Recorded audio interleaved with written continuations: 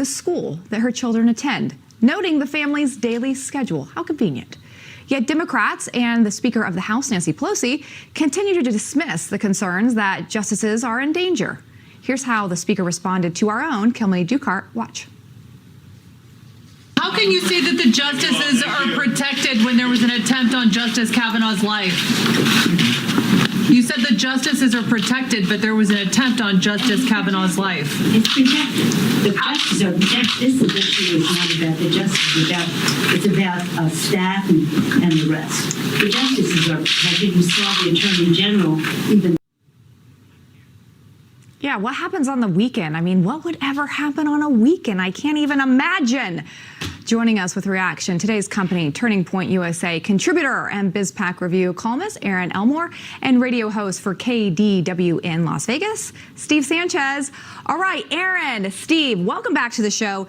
Nancy Pelosi, with her antics here, unwilling to bring a bill to the floor that has already been approved by the Senate to get additional security resources for justices' families. I mean, I just wonder if this was Ketanji Brown Jackson, if she would be just, nothing happens on the weekend, Erin. Oh, of course it would be completely different. There are no standards whatsoever on the left. And you juxtapose the way that Nancy Pelosi was talking there as opposed to she spoke about the January 6th situation, and she sees absolutely no correlation. And what happened with Justice Brett Kavanaugh should be terrifying to everyone in this country. A young man went to his home and tried to kill him. And you see the left doing and saying absolutely nothing. Actually, we see Chuck Schumer going on television right before this, basically saying if you keep supporting Roe v. Wade and, I'm taking his words out of context, the wrath will find you.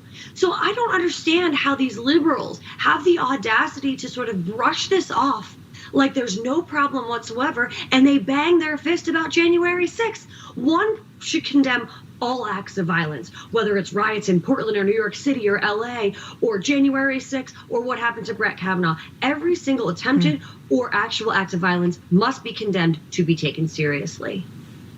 I think it was just a few weeks ago on Mother's Day when pro-abortion groups said to show up at everyone's church, to show up. I think on Sundays on the weekend, last day I checked. These things, if you pull them out and they're trying to thread the needle of words with aggression, well, why don't they watch their own mouth? That will never happen. Never, ever, ever. It's always hypocrisy from the left. Remember, Maxine Waters said, when you see these conservatives, confront them at the gasoline station, at the grocery store, at the shopping center, at the restaurants. And that was, of course, no big deal. But as we've said, if the left had no, if the left doesn't have low standards, they have no standards at all. And we've seen this time and time again. They don't believe in equal treatment. They don't believe in what's good for the goose is good for the gander. They don't believe in legal precedent. They believe that they can do whatever they want without recourse because they have the backing of this illegitimate sort of White House and of the mainstream media who is completely complicit. It's another arm of the Democrat party. And what we see is they can get away with whatever they want, whenever they want. All right, Steve, I only got 30 seconds because we got to do something very serious here. No, I agree with Erin. I mean, I ditto everything that she said. And, I think the reason they're getting so, so aggressive is, as Obama said a few years ago, they're looking at a big shellacking coming in November. All right. Well, speaking of that, we're going to be right back with the company quiz. Don't go away. But if you really want a charge and charge up your system, grab a pencil and a pen, come play the company quiz right now. Back to play, Steve Sanchez and Erin Elmore. All right, Erin, you're in the hot seat because Steve is the reigning champion right now, and I don't have a lot of time, so I'm going to get moving. I won twice, and then you guys couldn't have me back, for a few weeks. So you think you're the reigning champion? All right. Well, you can prove it right here, right now. Question 1. According to Politico report, President Biden popped into the back of Air Force One this week to criticize members of the media for not covering him appropriately. Teddy Roosevelt was the first American president to fly on an aircraft, but which he did not actually fly on until after he was president.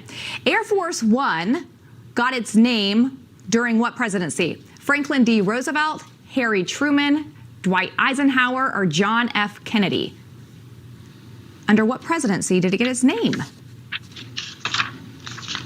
A D and a C. All right, Steve Sanchez early on the board. Did you know that? It was Dwight Eisenhower.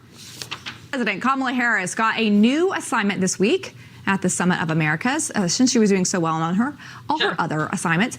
Harris will now be tasked with leading a new Caribbean climate partnership where she will lead a series of new initiatives to help Caribbean nations better tackle climate change. Look forward to that.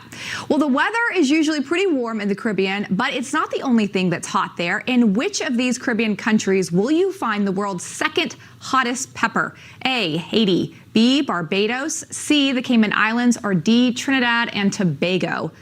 Second hottest pepper, not the first. D, we got 2 Ds. And you guys are right. Wow, you both knew that. Trinidad and Tobago. There is a scorpion chili pepper there. Did you guys know that?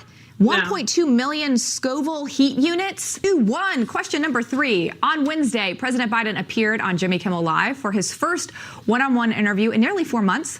Late night talk show hosts now regularly interview politicians, but that wasn't always the case.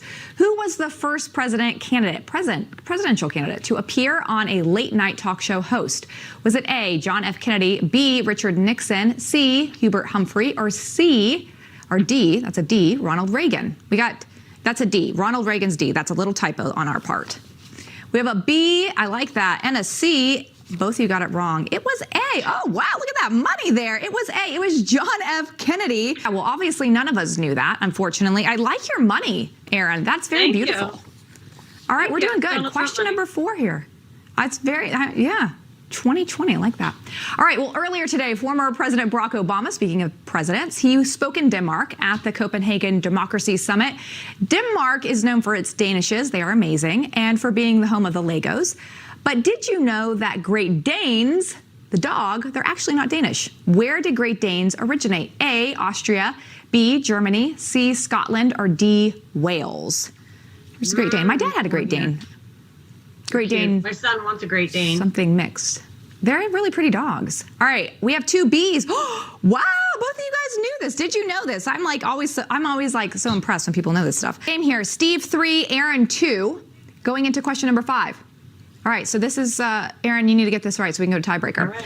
On Monday, First Lady Jill Biden hosted the unveiling of a new stamp honoring former First Lady Nancy Reagan. Biden said Reagan served the American people with grace.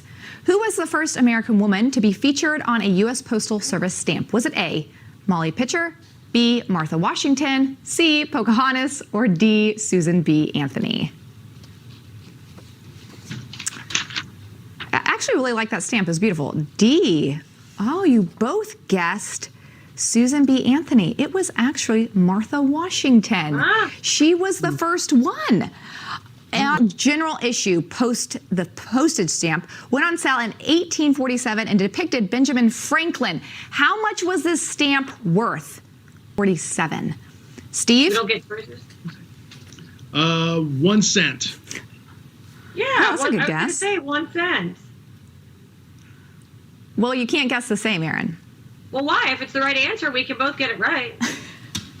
All right, well, I'll give it to you then. It's 5 cents. So, Steve, you are the winner. Congratulations once again. Rocking it on this. I think you have maybe 3 in a row now. We're going to go back and look at our records. That means you get a mug or something like that. Congratulations, Steve. Happy weekend, guys. Thanks for being here with us to play. Thanks. Thanks for trying to help me out there. Happy weekend. Happy weekend. All right. Thanks for being a part of our company. And a big show note next week. I do want to make an announcement. We are officially moving Spicer & Company to 5 p.m. Eastern time. So make sure that you switch your DVRs to 5 p.m. Eastern. That starts on Tuesday.